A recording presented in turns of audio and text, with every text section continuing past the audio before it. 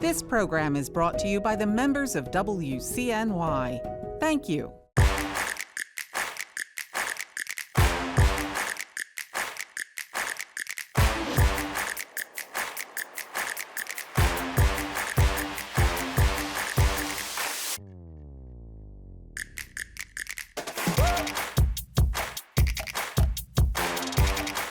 Welcome, America, to Balancing Act, the show that aims to tame the political circus of two-party politics. I'm John Katko.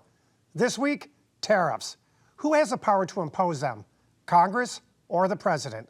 In the center ring, business professor and Dean Emeritus at the University of California, Berkeley, Ann Harrison helps us answer these questions.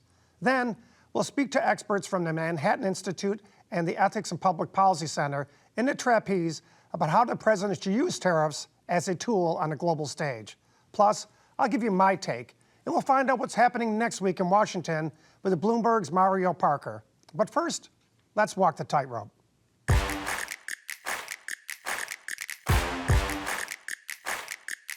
The power of the purse, or control over taxation and spending. Article 1 of the Constitution places power squarely in the hands of Congress to serve as a critical check on the president's control. But over time, U.S. lawmakers have delegated portions of that power to the executive branch. A prime example? Trade and tariffs. For much of our history, Congress was responsible for setting tariff rates. But starting in the 20th century, most notably after the Great Depression, lawmakers gave presidents much more flexibility to negotiate and adjust tariffs. The logic was simple. In a global economy, Congress often moves too slow. Trade wars and international negotiations just can't wait months or even years for debate on Capitol Hill. Step by step, Congress gave up the power of the purse through laws like the Reciprocal Trade Agreements Act of 1934 and the Trade Act of 1974. Power to levy tariffs shifted toward the White House. That shift allowed presidents to strike deals and respond to crises without delay. But it also meant one person could raise tariffs on steel, lumber, cars, and even everyday goods without Congress having to sign off. And the result could lead to higher costs for American businesses and consumers. Cut to today. The world moves faster than ever, and markets shift overnight. Supply chains reroute in days, and global shocks demand immediate responses. Some argue that's exactly why the president needs this tariff power. Speed is essential to protecting the economy and national security. Others believe Congress could reclaim its role by finding ways to move faster itself. For example, one bipartisan proposal cooking in Congress right now, the Trade Review Act of 2025, would require lawmakers to sign off on new tariffs within a short window. But it also allows Congress to nullify a trade deal immediately. Supporters say it restores balance without losing agility. But for now, the bill sits in committee, and the White House strongly opposes it, to no one's surprise. So, was Congress right to hand off tariff authority? Or has too much power shifted to the Oval Office? With trade disputes flaring and supply chains under strain, who should hold the pen on tariffs? Congress, the President, or some new balance between the two? Will they compromise, or will insults be the only thing they trade? Let's discuss it in the center ring. Joining us is business professor and Bank of America Dean Emeritus at the University of California, Berkeley, Ann Harrison. Welcome, Ann, and let's get right to it. Let's talk right from the beginning. Why has Congress given so much tariff power to the executive branch over time? Thanks, John. Thanks for this opportunity to be here. Well, in emergency situations and when the country needs to act quickly, it's important for the president to be able to use emergency powers to protect the country. During a pandemic, for example, if you need to import masks quickly. So generally, the power resides with Congress. Remember, we were created as a nation, no taxation without representation. That's in the Constitution. But in an emergency, the president may need to act quickly. So it seems like it does give the president a lot more power. And I wonder, as a former member of Congress, why we just don't hold Congress's feet to the fire and have them just react more quickly. Why can't we do that? Well, that's a really great question. But as you know yourself, Congress, it's hard to act quickly, especially when a lot of trade agreements require negotiations with many countries, and we are rule bound by the WTO. We can't just do anything quickly. I should say, though, that we actually haven't ceded that much power to the president. Our current president has just taken it. And in fact, that's such a unusual development that it's been challenged in court, and the Supreme Court will hear the case in early November. So briefly, what do you mean when you say you think he's taken too much power? Well, remember, a tariff is a tax, right? And in America, there's no taxation without congressional approval. So these acts that have been passed that allow the president to use his authority are very narrow. They're under specific emergency situations. If there's a surge in imports, if our national security is threatened, what our president has done first in April and then in August is he's enacted very large ranging flat tariffs across many, many countries. It's hard to imagine we have an emergency situation with Vietnam, for example. So the way that the president has enacted these tariffs is not in the spirit of all these emergency powers. At least that's what critics say. He went outside the scope of his authority, and that's what the Supreme Court's going to have to decide. Even though Congress has given him authority, he's gone too far. Is that basically going to be the issue? That seems to be the issue, yes. I mean, is it an emergency that justifies across the board tariffs against many, many countries? Not clear. The other issue, of course, is that these tariffs are against our previous agreements with all these countries. So they're in violation of our membership in the World Trade Organization, which organizes rules with the rest of the world. So what can Congress do to be even more involved? Let's say changing the course entirely on tariff policy. Well, Congress could, but it would require probably a 2/3 agreement. Congress could override the agreement that's been made or enact a rule saying that when there are broad-based agreements that aren't clearly an emergency, Congress needs to approve those. Okay, so let's take a step back for a second. A tariff itself, you said it's a tax, but it really is a tariff or a tax on incoming products. So therefore, you're saying it's a tax on Americans because it raises the prices and Americans have to pay those higher prices, basically, right? Right, that's right. So exactly. So right now, tariffs are the highest they've been since 1935. They're on 17%.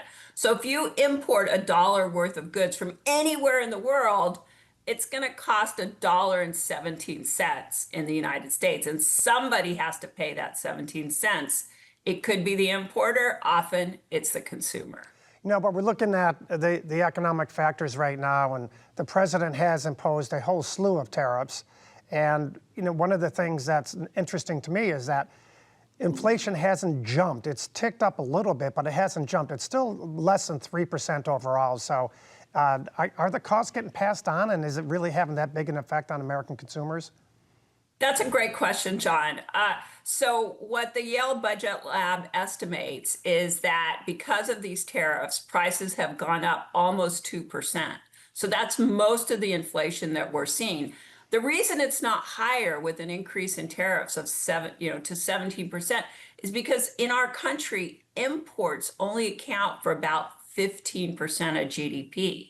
So that's why it's not bigger. It's because we're not a heavily import dependent country. But 2% is big. That translates to several $1,000s a year for each consumer in the United States. So let's look at the other side of the coin. We talked about what happens domestically, but what happens to our trading partners when we have tariffs imposed that in the way, especially the way the president's imposed tariffs this time, it seems like some of our traditional trading partners are not too happy with this. How does that affect the relationship with other countries? Quite frankly, it's really destroyed our relationship with other countries. In particular, our closest trading partners, Mexico and Canada, are really quite upset with us. For a country like Canada or a country like Mexico, where I just told you that that our trade is only 15% of GDP. For those countries, it's more like 30 or 40% of GDP. So it's a huge hit on these countries in the short run. And it's really, it's very painful for them, much more painful for them than it is for us. So what about India, for an example? It seems like we have some very significant tariffs on India. And what effect is that having on our relationship with India as a case study? So India is not happy either. Remember, a lot of in the last 100 years, poverty in the world has been cut in half. So many fewer people live on less than $2 a day. There's evidence that suggests that a lot of that reduction in global poverty happened because those countries were able to export to the rest of the world.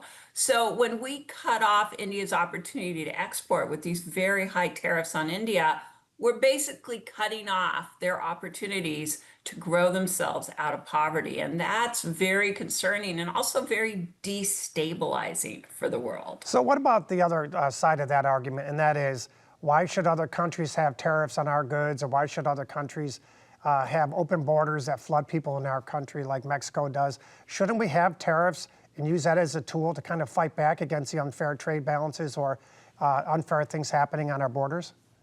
That's a really great question, John. It's certainly true that there is a very important segment of America that's been hurt by import competition. So 40 years ago, 1 in 4 workers in the US were manufacturing workers, and those are good jobs. Now it's only 1 in 10 workers.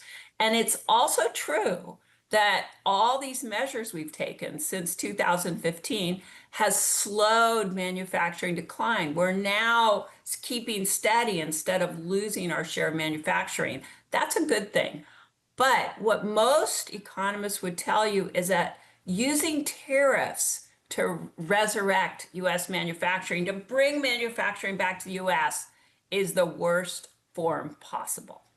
And thanks so much for your keen insight. Now let's take to the trapeze.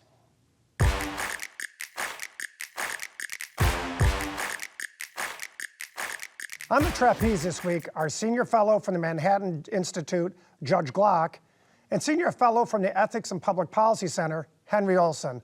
Welcome, gentlemen, both to you to the show. And let's start right out with you, Henry. Do you think the Trump administration's tariff policy holds up legally?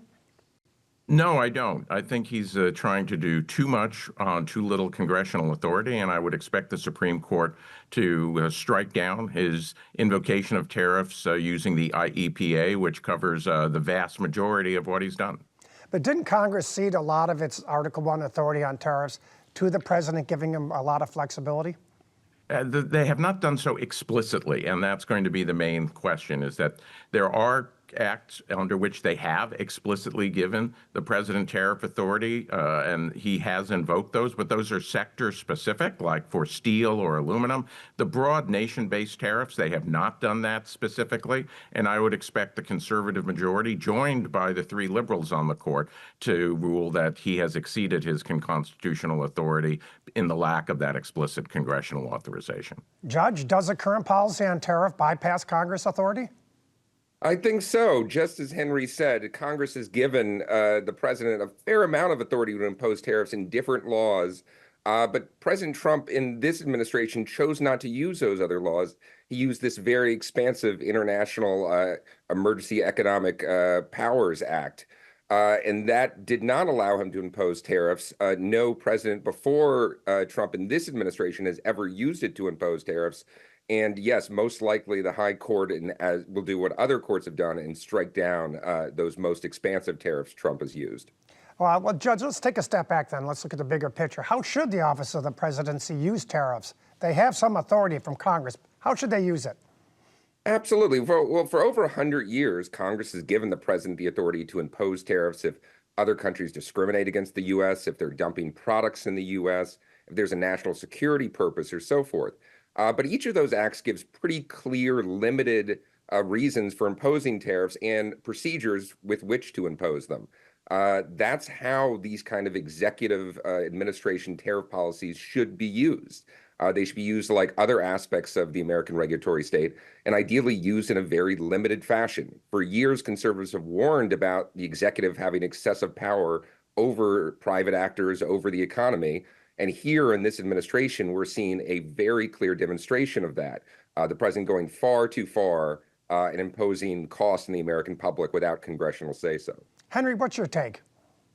Yeah, I think that the president doesn't have the authority, as I mentioned, but I think that what Congress should do is when it convenes, have a second reconciliation bill that provides for a lot of what the president has already imposed, that they should do legally what he has done, perhaps extra constitutionally, and have broad 10, 15% tariffs that are imposed against most of the world.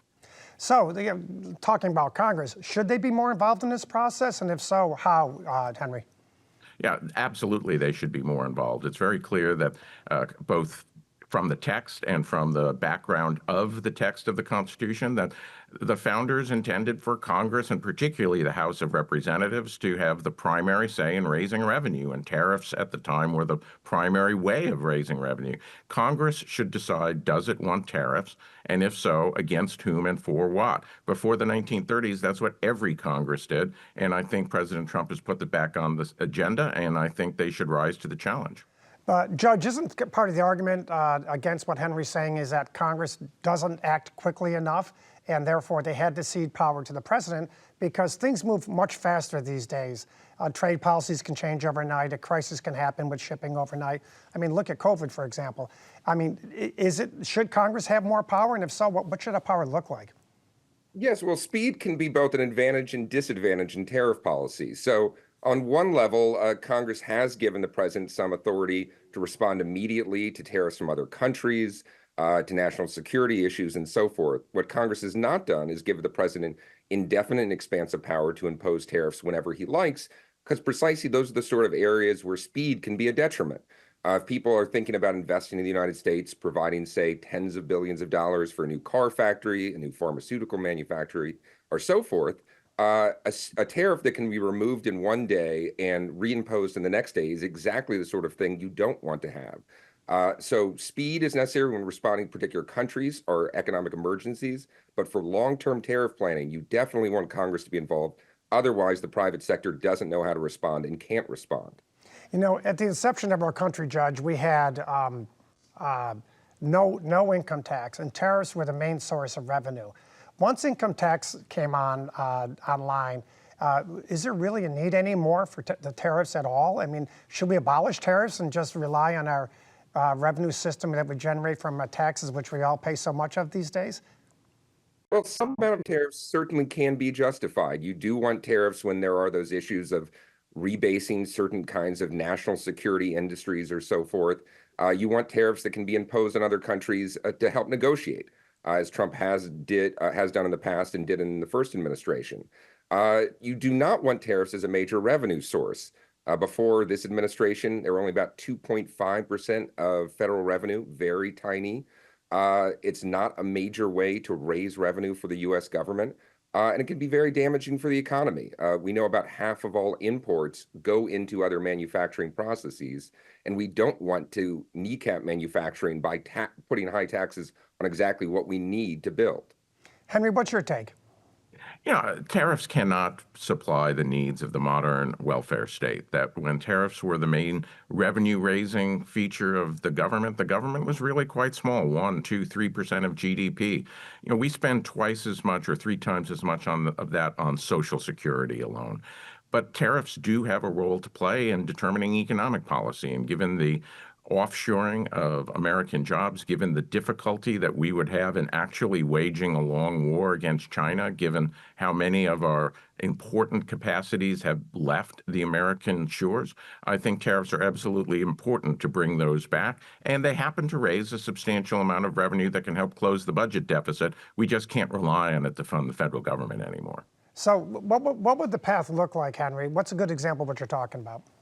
You know, I think that if we had, a baseline 15% tariff on the rest of the world with some specific tariffs imposed on certain sectors or national security risks like China that would be above that, that would provide the long-term incentive for private sector businesses to reinvest in the United States, and would probably raise 2% or so of GDP, which is enough to close 20 or 30% of the current budget deficit. I think the twin benefits of that justify the congressional institution of a broad-based moderate range tariff, which gives private sector the predictability that it needs and gives us the budgetary and the national security interest advantages that tariffs can bring.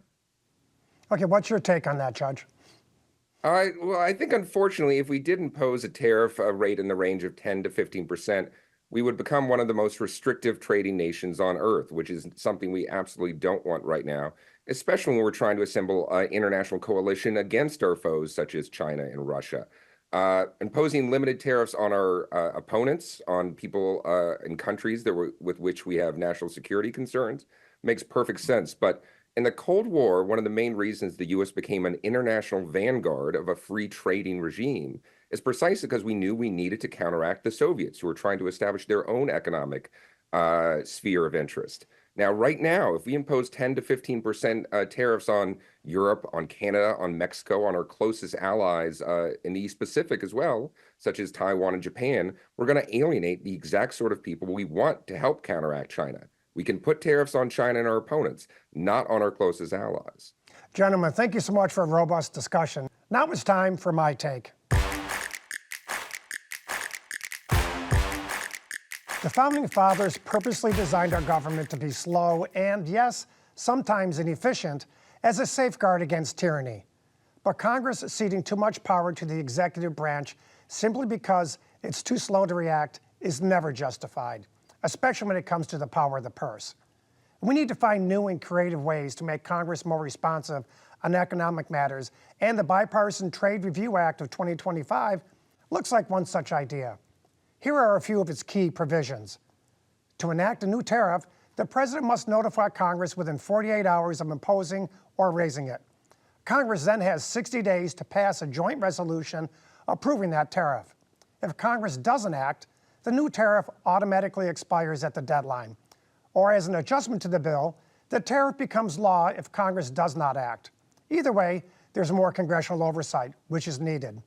The bill also allows Congress to end tariffs at any time by passing a resolution of disapproval. It seems like a reasonable approach, even with my suggested edits. So let's give it a chance and take back some of Congress's Article I authority. That's my take.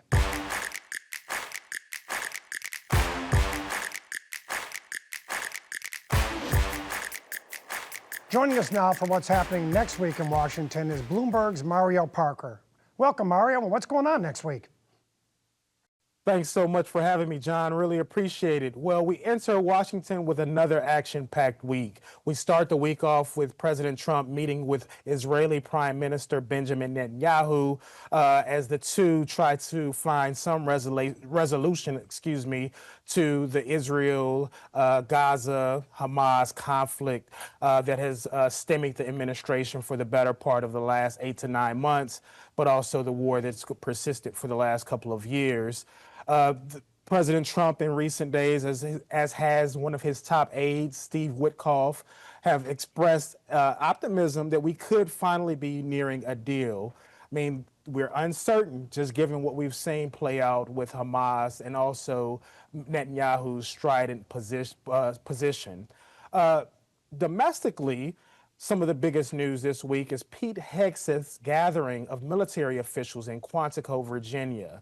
The early speculation, or should I say worries, had been that there could be mass firings. Recall that the military has been wrought with staff reductions and retirements during President Trump's second term here in office. But President Trump has built this event that he says he will attend as more of a pep rally to recognize what he says has been the military achievements of the top brass as well. Obviously, a lot of this is against the backdrop of a shutdown in which both sides, Republicans, Democrats, the White House as well, have little incentive to reach some sort of deal and instead dig in their heels for their own political purposes. So Mario, let's just talk for a second about the ongoing and seemingly intractable Gaza situation. A lot of countries are starting to recognize and acknowledge a Palestinian state. And I don't know if that muddies the waters any more than they possibly could be muddied. But is there genuine optimism coming from the White House that they can strike a deal in the near future? That's a great point, John. I mean, on the one hand, you have the frustration on the part of the White House on some of the unilateral moves that Netanyahu has taken. Again, think about the strike in Qatar. However, some of the global pressure that was applied over the past week that you're alluding to, particularly with longtime allies of both the U.S. and Israel recognizing a Palestinian state, given the frustration that they've had with this war, does at least give the U.S. a bit more leverage here, isolates Israel in some ways, and perhaps pushes both sides, Israel and Hamas, closer to a deal. Mario Parker from Bloomberg News, thanks so much. That's all for this week, folks. To send in your comments for the show or see Balancing Act extras and exclusives, follow us on social media or go to balancingactwithjohnkatko.com. Thank you for joining us, and remember, in the circus that is politics, there's always a balancing act. I'm John Katko. We'll see you next week, America.